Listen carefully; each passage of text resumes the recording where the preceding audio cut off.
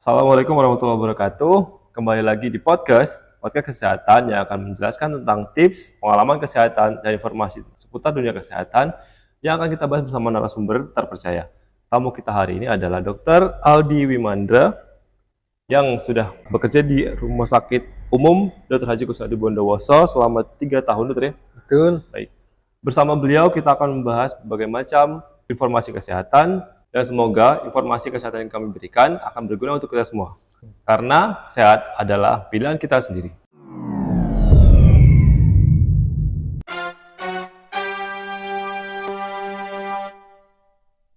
Karena sehat adalah pilihan kita. Assalamualaikum dokter, sehat? Waalaikumsalam, sehat, Mas Pantera. Oke. Maaf, terima kasih untuk waktunya. Maaf sudah mengganggu waktunya dokter ya. Baik, tema kita hari ini kita akan membahas tentang heart failure dan sindroma corona akut dokter. Selama dokter di IGD RSUD Dr. Haji Kusnadi sendiri, bagaimana pengalaman dokter menemui dua kasus ini dokter? Tentunya kasus ini banyak dan sering, hampir tiap hari ada di IGD Rumah Sakit Kusnadi. Karena memang penyebab kematian, salah satunya dari 4 besar penyebab kematian di Indonesia adalah sindrom koroner akut dan gagal jantung. Penyakit-penyakit ini sebenarnya disebabkan karena gangguan metabolik kita. Jadi kalau misalkan gaya hidup kita tidak sehat, maka dia akan mengganggu metabolisme yang ada di tubuh kita. Secara gampangnya, sindrom koroner akut itu adalah penurunan dari suplai darah yang disuplai oleh arteri koronaria jantung menuju ke otot-otot jantung yang diberi suplai.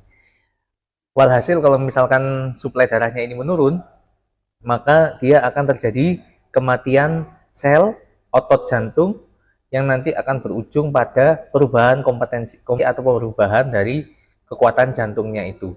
Bila kekuatan jantung ini sudah berubah, Mas Pantera, maka dia akan jatuh dalam gangguan fungsi. Nah, gangguan fungsi jantungnya ini nanti yang akan berujung pada gagal jantung atau heart failure itu tadi. Jadi dua penyakit ini cukup berkaitan seperti itu. Jadi antara sindroma koronaria akut dan heart failure sendiri ada hubungan dokter ya berarti? Iya, ada hubungan.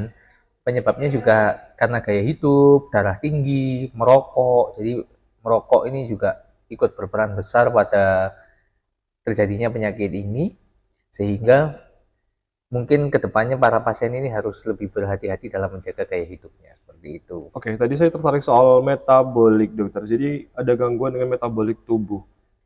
Metabolik yang seperti apa dokter? Untuk mungkin penjelasan singkatnya. Oke. Jadi pasien-pasien itu biasanya tidak memperhatikan mengenai pola makan. Nah, ini berhubungan dengan kadar kolesterol, asam urat, lalu begitu dokter ya. yang bisa kita bagi sebagai lemak jahat atau lemak baik, seperti itu biasanya Itu pada iklan-iklan di televisi. Jadi berkaitan sedemikian rupa sampai mempengaruhi kerja jantung gitu dokter ya. Betul. Nah, barang-barang tersebut nantinya akan menyebabkan penumpukan lemak di pembuluh darahnya itu. Begitu. Semakin pembuluh darahnya tertutup, maka semakin besar kemungkinan terjadi sumbatan. Lemaknya akan menumpuk seperti kita menumpuk barang-barang yang tidak digunakan di gudang gitu. Mampet Lama-lama gitu. gudangnya akan sempit. Jadi untuk alirannya mungkin jadi nggak teratur, jadi nggak bisa maksimal gitu ya. Iya, Untuk alirannya jadi tersumbat. Untuk jadi gini, masuk ke yang tadi dokter, untuk misalkan dalam pembuluh darah itu ada penyempitan atau ada plak tadi dokter kalau nggak salah ya. Apa yang dirasakan pasien saat itu terjadi dokter? Gejalanya ini rasanya seperti tertekan pada dada kiri, dan dia juga bisa tembus ke belakang, ke punggung, atau menjalar ke lengan, ke dagu, dan bisa menjalar ke pundak bagian kanan. Dan ini bervariasi tergantung otot jantung mana yang dia terkena dampak. Jadi ototnya pun itu bisa bermacam-macam dokter ya? Iya. Jadi dalam jantung itu kan terdiri dalam otot gitu ya. Jadi kalau di daerah mana yang mengalami sumbatan itu bisa menyebabkan di daerah tersebut juga ya. Jadi nggak tentu di satu tempat. Iya, jadi nanti dia gejalanya itu bisa bervariasi. Bisa sampai keringat dingin. Nah, itu kalau sudah ada tanda-tanda shock ya, keringat dingin. Lalu bisa sesak dan ada ngangsor kalau orang Madura bilang. Terus Untuk sumbatannya itu tergantung lokasinya, dan untuk melihat lokasinya sumbatannya di mana itu biasanya kita perform untuk elektrokardiografi atau periksa rekam jantung, EKG kalau kita Oh, bilang. jadi EKG. Pemeriksaannya dilakukan mungkin kalau pasien datang ke IGD dengan keluhan yang seperti tadi dijelaskan kayak seperti nyeri dada, Mm-mm. terus menjalar ke bahu, kemudian rasa tertekan yang sore tadi, atau buat nafas mungkin terasa penuh gitu ya. Betul. Terus sama kalau nggak salah ada keringat dingin juga. Untuk memastikannya berarti dengan menggunakan pemeriksaan elektrokardiografi tadi dokter ya, Iya, untuk mengetahui di mana gitu dokter ya mungkin ya. iya, tapi tidak langsung di EKG ya. Kita harus initial survei dulu, initial assessment dulu ya. Pasien ini harus kita primary survei dulu, bagaimana dia sirkulasinya, airway-nya, breathing-nya. Kalau dia sudah stabil ya, sembari kita selesai primary survei langsung kita tata laksana oksigen, monitor atau ECG itu tadi, dan kita perform untuk infus pasien ini. Oke. Nah, selain dari ECG, kita juga bisa melihat enzim jantung yang rutin kita kerjakan di sini, troponin. Oh, untuk Jadi, mengetahui. ada triasnya, ada 3, nyeri dada, rekam jantung, dan enzim troponin. Oke. 2 positif dari 3 itu sudah bisa mengarah ke penyakit jantung koroner atau sindrom koroner akut itu tadi. Untuk heart failure-nya sendiri dokter mungkin. Untuk kondisi klinisnya pasien saat datang yang menurut pengalaman dokter selama ini di IGD, untuk yang heart failure ini gejala klinisnya yang paling khas mungkin dokter. Paling khas adalah sesak ngangsot itu tadi, dan kalau tidur biasanya harus bantalnya tinggi. Oh, jadi kalau yang ada keluhan, ada kan memang ada beberapa orang itu yang kalau bantalnya nggak tinggi rasa sesak gitu dokter ya. Oh, jadi Betul. mengarahnya ke situ dokter ya. Dan kakinya biasanya bengkak kalau orang sakit Ada heart failure ini. Oh, jadi keluhan kakinya bengkak gitu dokter ya. Apa bedanya kalau kaki bengkak orang yang sakit jantung sama orang yang mungkin orang yang maaf yang agak gemuk itu kan juga kakinya juga bengkak gitu. Ada mungkin perbedaannya di mana gitu mungkin kalau kita untuk tahu orang awam. Ini bedanya orang gemuk yang bengkak sama orang yang jantung yang bengkak gitu dokter. Ya, kalau orang gemuk yang bengkak ya enggak sesak. Tapi kalau orang sesak, dia juga bisa gemuk ya dengan kaki yang bengkak. Cara paling gampang adalah tekan di punggung kakinya dan di tulang keringnya. Kalau dia ditekan terus terjadi tekok, nah ini bengkak. Oh, jadi kalau ditekan itu tidak segera kembali gitu dokter ya. Oh, iya iya iya. Pitting odim itu Jadi biasa terjadi pada kasus-kasus dengan heart failure. Baik, untuk memastikannya tadi kita untuk membedakan antara yang gemuk, yang bengkak, sama yang ada penyakit jantung.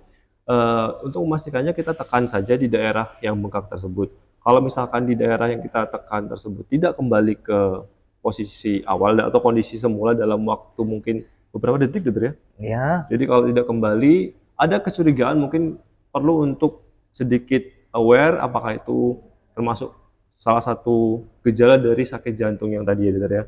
Baik, selanjutnya kondisi klinis yang mungkin terjadi saat pasien datang, yang biasa dikeluhkan oleh pasien sendiri itu selama dokter jaga di IGD, itu selain tadi nyeri dada yang menjalar ke punggung, terus kemudian sesak, atau mungkin ada yang lain dokter?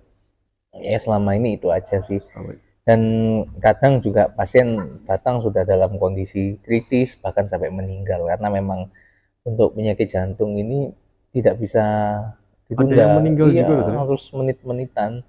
Kebanyakan semakin jauh waktunya dibiarkan ya semakin banyak otot yang mati. Masalahnya gini kan dokter, tidak banyak orang itu yang memahami bagaimana kondisi seseorang itu dikatakan sakit jantung dokter. Betul. Jadi kebanyakan yang udah parah dulu baru dibawa ke rumah sakit, akhirnya menyebabkan telat gitu dokter.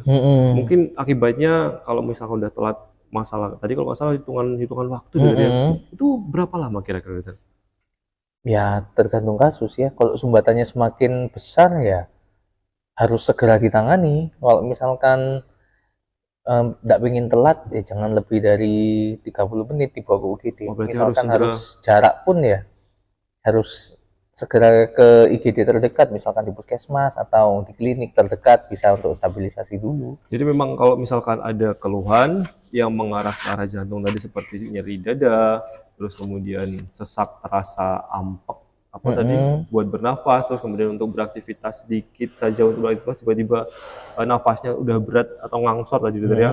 Mungkin sebaiknya segera ke fasilitas kesehatan dan jangan diremehkan, jangan ditunda. Karena memang menurut dokter Aldi barusan masalahnya dengan waktu. Jadi semakin cepat ditangani akan semakin baik dokter ya, dan tidak beresiko mengancam nyawa tadi dokter ya.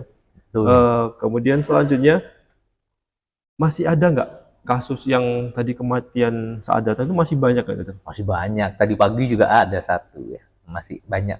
Memang ini kasusnya banyak di Indonesia, jadi perlu kehati-hatian. Itu apa dokter? Yang kira-kira menyebabkan kira-kira masih banyak pasien yang datang kemudian meninggal karena masalah jantung.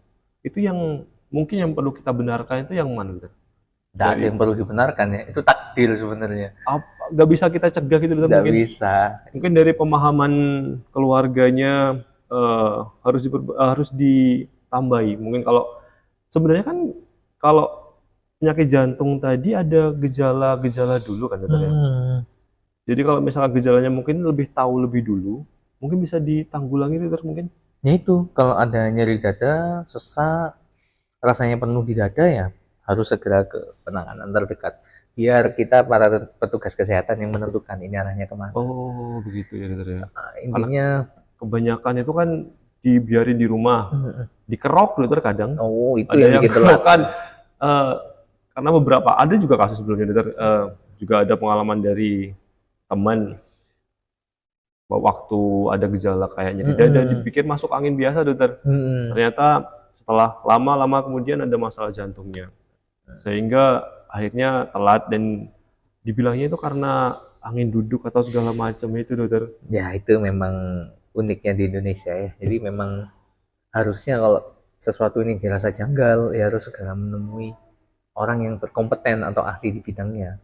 Seandainya asumsi sendiri, nah ini yang akan menyebabkan seseorang ini jadi tidak selamat karena kan tidak diperiksa dengan sungguh. Yang penting itu kita kan fokusnya ke diagnostiknya dulu, sakitnya ke arah mana. Pemeriksaannya dulu dokter ya. Kalau pemeriksaannya tepat, obatnya tepat. Tapi kalau tiba-tiba langsung diobati, dikerok, langsung beli obat sendiri kan kita nggak tahu penyakitnya kemana. Oh itu yang bikin jantungnya juga tidak direkam ya, jadi terlambat. Terus kalau misalkan kita punya faktor resiko nih yang menyebabkan heart failure atau sindrom koroner akut juga, ya kita harus lebih aware. Misalkan kita ini obesitas, merokok, lalu punya pattern keturunan, misalkan orang tua ada yang darah tinggi atau yang pernah punya penyakit jantung dan stroke. Nah ini kita juga harus lebih waspada. Itu bisa menurun dokter? Untuk bisa. Penyakit jantungnya saya misalkan saya ada orang tua yang ada sakit jantung, apakah ada kemungkinan saya juga sakit jantung atau pasti kena sakit jantung gitu dokter? Lebih tepatnya kemungkinannya bisa.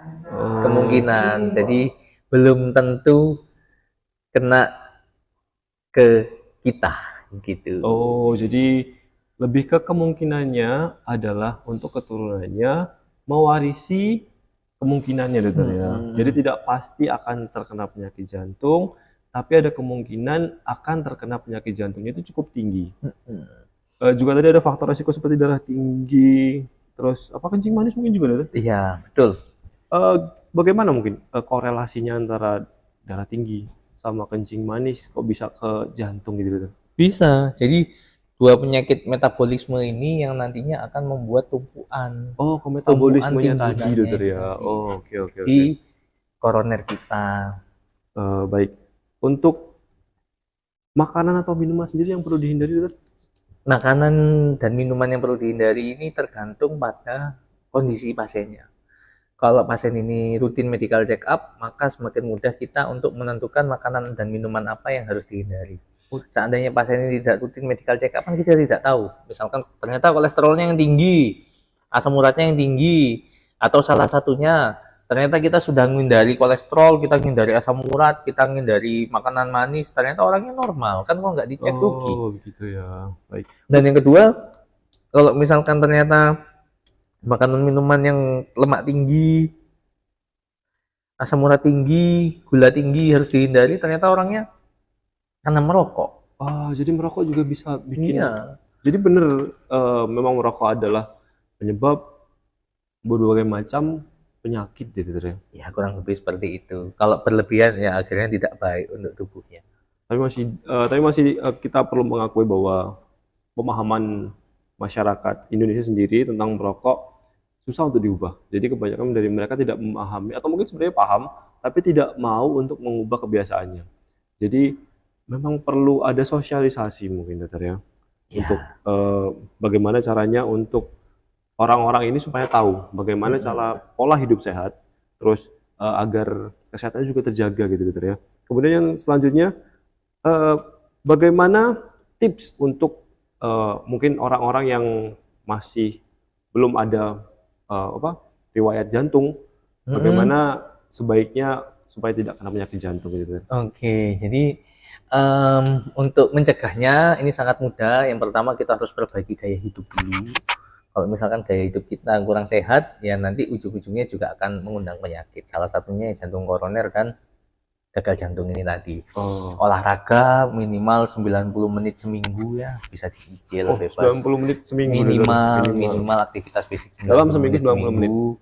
Terus menghindari makanan-makanan yang tinggi gula, kolesterol, asam urat, dan tidak merokok. Ya saya rasa itu semua orang sudah tahu. Cuma untuk menerapkannya yang sulit. Selain itu juga menghindari stres.